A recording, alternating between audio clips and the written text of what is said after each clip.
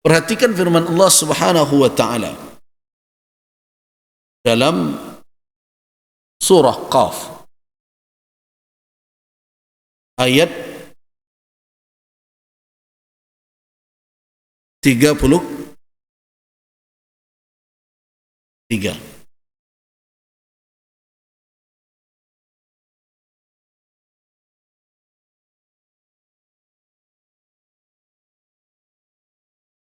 Apa kata Allah? Man khasyar rahmana bil ghaibi wa jaa'a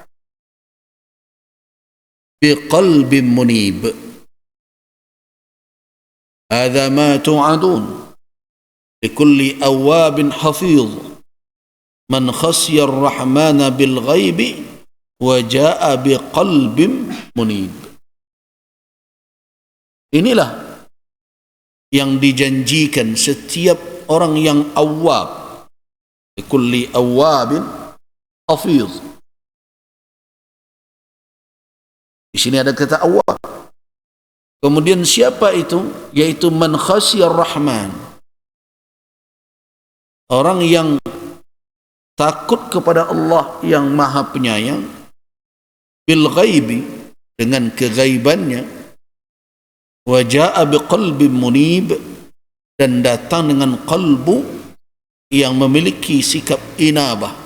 Nah, jadi munib dari kata anaba, yunibu.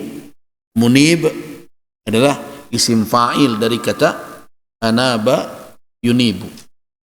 Nanti kita jelaskan apa bedanya antara taubah, inabah, dan awwab.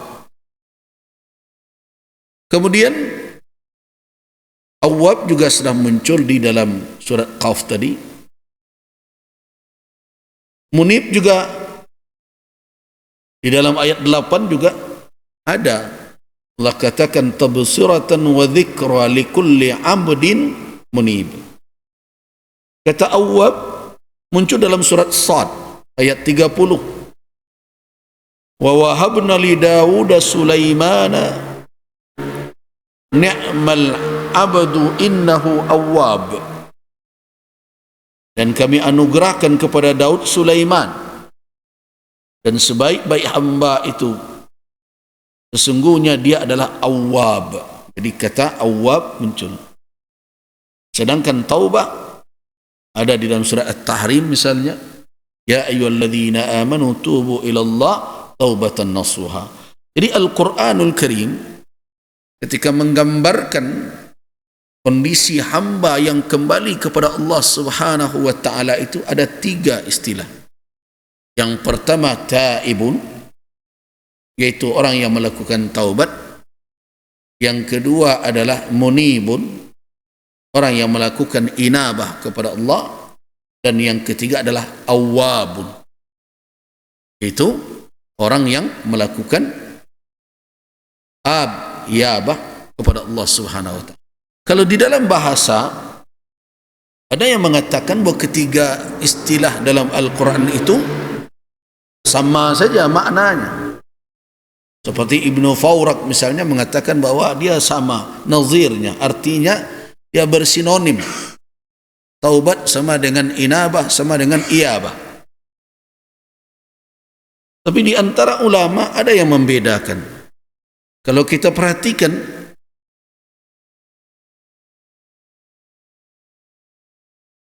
apa yang ditulis di dalam kitab Manazilus Sa'irin yang kemudian disarahkan oleh Al-Imam Ibn Qayyim dalam kitab Madarijus Salikin, fa idza istaqarrat qadamuhu fi manzilit taubah nazala ba'dahu manzilal inabah.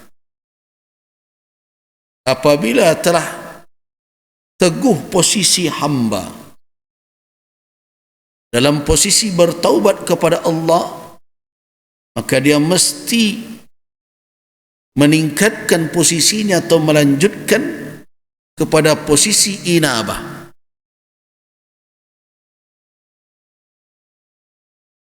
Al-Quranul Karim menjadi rujukan di dalam kitab tersebut, di mana Allah Subhanahu wa taala memuji khalilihi Ibrahim alaihissalam dengan berkata, dengan firman-Nya, wa anibu ila rabbikum, dalam surat Az-Zumar dan dalam surat Hud, inna Ibrahim la halimun awwabun munib. Nah, kalau kita perhatikan catatan yang dibuat di dalam kitab ini, jelas bahawa antara taubat dengan inabah berbeda.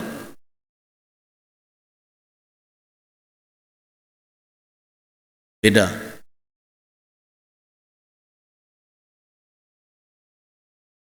Jadi tidaklah sama.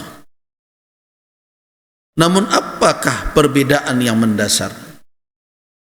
Di antara ulama mengatakan bahawa level pertama seseorang ketika rujuk kembali kepada Allah biasanya didorong oleh ketakutan akan akibat dari perbuatan. Namanya orang bertaubat pada level dasarnya apa? Takut akan hukuman atas dosa. Dan itulah level awam, kata orang. Jadi orang awam ketika keceng kau masuk neraka kau. Betul ni ayo hidup dia nyo. Kadang-kadang muncul berbagai pernyataan yang sebenarnya tidak ada di dalam i'tiqad, di dalam akidah Islamiyah. Hukum karma berlaku. Kan ada begitu? Hukum karma itu tidak ada di dalam tuntunan syariat kita.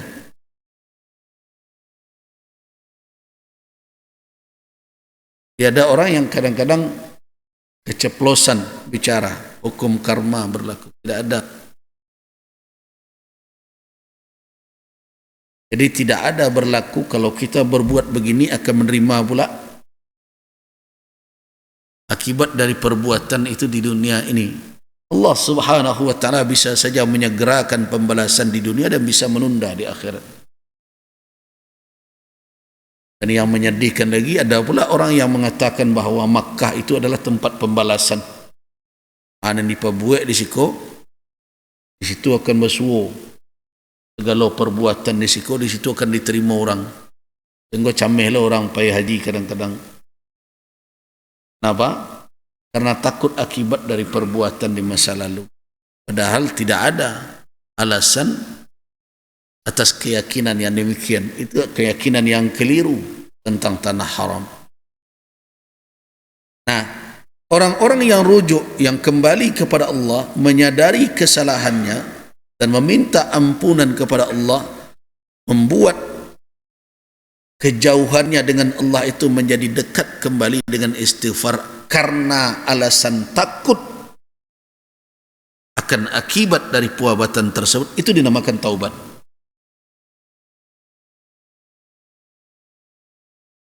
Kalau orang balik ke Allah dia karena takut akibat dari dosa, itu disebut apa? Taubah. Sedangkan inabah, sebagian ulama, adalah tingkat yang lebih dari taubat. Dia kembali kepada Allah bukan karena sebatas takut, bukan hanya karena takut akibat dari perbuatan, tetapi istihyaan, rasa malu. Tidak pantas kita berbuat maksiat. Kenapa? Karena yang kita durhakai itu adalah Rabbul Alamin, Khalik kita, yang telah menciptakan kita, yang menciptakan segala apa yang ada di dunia ini untuk kehidupan kita, yang tidak henti-hentinya mencurahkan rahmat kepada kita, yang tidak bisa kita hitung nikmat yang dia berikan. Wa in ta'udu ni'matullah la tuhsuha. Kok berani-beraninya kita mendurhakai Allah Azza wa Jalla? Nah, kalau ada orang yang menyadari seperti itu, kekeliruannya selama ini, ternyata perbuatan yang dia lakukan perbuatan yang tidak pantas kalau dia menyadari bahwa dia adalah hamba.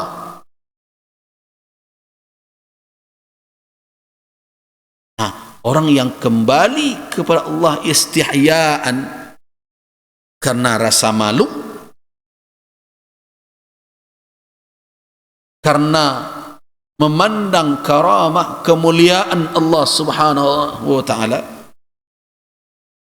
karena melihat azamah keagungan Allah Subhanahu wa taala. Kalau itu yang membuat orang itu rujuk, orang itu meningkat, tidak sebatas taubat, orang itu telah melakukan inabah namanya. Kira-kira istighfar kita pada tingkat mana ini? Ini yang perlu direnung.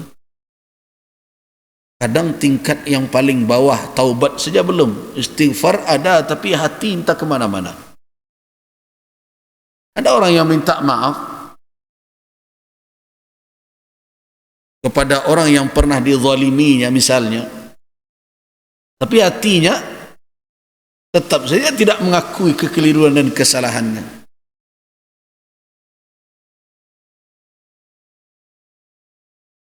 Tidak sedikit orang yang menjadikan istighfar itu hanya sebatas ucapan, walaupun tentu berpahala karena itu adalah kalimat thayyibah, astaghfirullah, astaghfirullah, tapi tidak hadir di dalam kalbunya. Kalau dikatakan tadi bahwa taubah itu adalah level paling awam, yang paling rendah, kalau dibagi menjadi 3 tingkatan, yang pertama taubat, yang meningkat setelah itu inabah, yang berikutnya adalah iyabah atau awwab.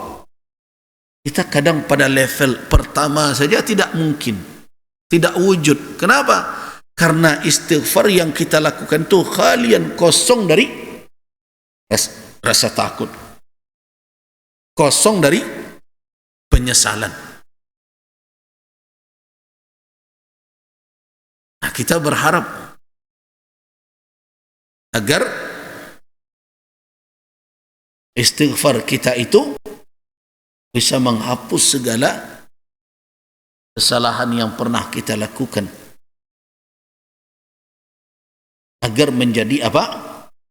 Menjadi wasilah untuk i'tizar, meminta maaf kepada Rabbul Alamin. Tapi ketika kita membaca astaghfirullah, jangankan level inabah, level taubah saja kadang tidak muncul. Kenapa? Kalau kita ambil pengertian tadi bahwa taubat itu adalah rujuk ilallah, kembali kepada Allah disebabkan oleh penyesalan atas kemaksiatan karena takut akan akibat. Takut saja dulu, itu level paling bawah. Takut akibat dosa, solatlah ditinggalkan, assalamualaikum, padahal awal yang akan dihisab kelak adalah salat. Kalau beres yang ini, ringan sesudah itu. Kalau salat yang bermasalah, begitu berat hisab yang akan dilalui.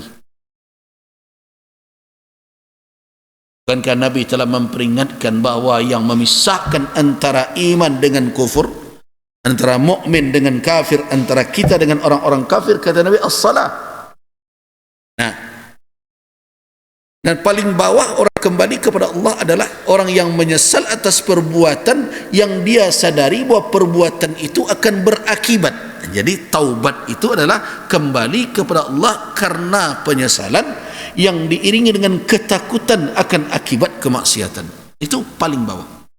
Taubat itu at-taibun.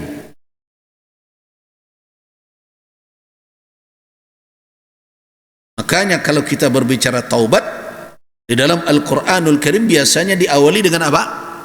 Dengan kemaksiatan yang harus dihindari oleh hamba. Fatubu, begitu. Maka taubatlah.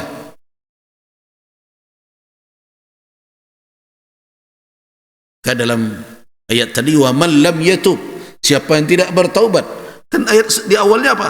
La yasghar qaumun min qaumin, jangan ada yang menghina satu kaum dengan atas kaum yang lain, wala nisa'un min nisa'in. Jadi biasanya kalau Allah Subhanahu wa taala menyuruh kita bertaubat, Biasanya sebelum perintah bertaubat itu Allah jelaskan apa dulu? Pelanggaran, kemaksiatan yang diperbuat oleh hamba, maka Allah perintahkan tubu, taubatlah. Artinya apa? Taubat dalam pengertian ulama tadi yang membagi 3 tingkatan orang kembali kepada Allah. Ingat, saya ulang kembali, bahwa perbuatan maksiat itu menjarakkan kita. Jadi jangan dikatakan bahwa Allah yang menjauh dari kita, kita yang menjauhkan diri kita dari Allah Azza wa Jal. Apa yang mengakibatkan kita menjarak dari Allah? Maksiat. Jadi kemaksiatan itu tub'iduna, menjauhkan kita dari Allah Subhanahu wa ta'ala. Allah Subhanahu wa ta'ala maha dekat dengan kita. Jadi kalau ada orang yang merasa kehilangan Allah, jangan katakan Allah yang menjauh darinya. Kita sebenarnya yang menjauhkan diri kita dengan kemaksiatan. Jadi setiap orang berbuat salah, setiap orang berbuat kejahatan, maka dia menjarak dari Allah. Nah, itu makanya taubat itu dikatakan rujuk. Taubat itu dikatakan rujuk. Apa makna rujuk? Kembali. Masih nampai tadi, bukan Allah yang meninggalkan kita, tetapi kita yang meninggalkan, yang membuat diri kita berjarak dari Allah. Nah, ketika kita sadar, kita disebut rujuk, kembali kepada Allah. Nah, alasan kembali itu yang paling mendasar adalah penyesalan dan takut akan akibat dari perbuatan maksiat. Nah, itu yang dikatakan taubat. Jadi kalau kita mau menjadikan istighfar kita itu sebagai taubat kepada Allah, hadirkan sesal dan hadirkan ketakutan akan akibat perbuatan maksiat. Itu baru pada level awam namanya. Nah, bagaimana dengan inabah? Inabah meningkat daripada taubat. Jadi sudah saya jelaskan, ulama dalam memahami 3 istilah Quran itu, ada disebut dengan taubah, ada disebut inabah, ada disebut iyabah. Nah, ketiga ini ada ulama mengatakan ini sama definisi, ini bersinonim. Ya, taubat sama dengan inabah, inabah sama dengan iyabah, ya sama saja. Tetapi di antara ulama tidak, mengatakan ini berbeda. Ini merupakan tingkatan orang kembali kepada Allah Subhanahu wa ta'ala. Kalau dia kembali itu alasannya adalah takut akan akibat dari perbuatan, itu taubat namanya. Tapi kalau alasannya dia kembali kepada Allah istihyaan, karena malu, rasa tak patut, kok berani-beraninya ya kita mendurhaka, nyawa awak dia yang berikan. Hidup kita tergantung kepada nikmatnya. Kok kita enteng saja, merasa aman saja ketika mendurhakainya? Nah, ada rasa malu. Kalau kita bawakan kepada manusia yang selama ini berbuat kebaikan kepada kita, yang tidak mau, tidak pernah berbuat kejahatan kepada kita, dia baik kepada kita. Kemudian berikutnya setelah itu kita lakukan perbuatan yang membuat dia tidak nyaman. Apa sebenarnya ini? Ketika seseorang merenung, muncul rasa malu, haya dalam diri. Ketika muncul rasa malu, dia kembali lagi.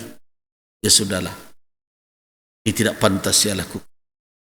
Nah, dia mendekat kepada Allah Subhanahu wa ta'ala, memohon ampunan, memohon kemaafan, menyadari kesalahan dan kekeliruannya. Tetapi motivasi atau yang mendorong dia melakukan itu bukan hanya sebatas takut akan akibat kemaksiatan, tetapi karena rasa malu, karena perbuatan maksiat yang dia lakukan adalah perbuatan tidak pantas, karena dia hamba yang tidak pernah henti menerima curahan nikmat. Itu namanya inabah. Jadi orang yang munib itu orangnya, inabah itu perbuatannya, munib itu lebih tinggi levelnya dibandingkan dengan taib, orang yang taubat. Memang maknanya sama-sama kembali kepada Allah Azza wa Jal, tetapi orang yang melakukan inabah lebih tinggi. Kenapa? Karena dia bukan sebatas takut akan akibat perbuatan maksiat, tapi muncul dalam dirinya rasa malu. Itu pertanda dia buat sadar bahwa dia tidak pantas mendurhakai Khaliknya.